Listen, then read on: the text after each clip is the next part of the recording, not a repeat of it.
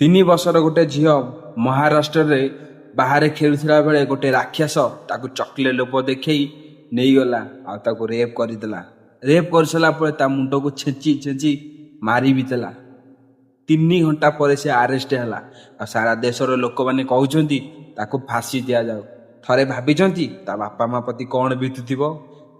ମୁଁ ଜାଣିବାରେ ତାକୁ ଫାଶୀ ନୁହେଁ, ସେଇ ଗାଁରେ ସେଇ ଜାଗାରେ ତା ମୁଣ୍ଡକୁ ସେମିତି ଛେଚି ଛେଚି ମାରିଦେବା କଥା। ଆଉ ଘରେ ଝିଅମାନଙ୍କୁ ରୋଷେଇ ନୁହେଁ ମାରିବା ଶିଖାନ୍ତୁ। ଏମିତି ହଜାର ହଜାର ରାକ୍ଷସ ମାନେ ବୁଲୁଛନ୍ତି, ଛୋଟ ଛୁଆମାନଙ୍କୁ ଛାଡୁନାହାନ୍ତି। ଥରେ ଭାବନ୍ତୁ, ଭାବିଲେ ମୁଣ୍ଡ ଖରାପ ହେଇଯିବ। 3 ବର୍ଷର ଛୋଟ ଛୁଆଟିଏ ଦୁନିଆ ବିଷୟରେ କ'ଣ ଜାଣିନି। ରାକ୍ଷସ ତା ମୁଣ୍ଡକୁ ଛେଚି ଛେଚି ମାରି ବି ଦେଲା।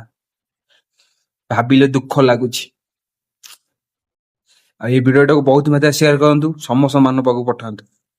ରହିଲି, ଜୟ ଜଗନ୍ନାଥ।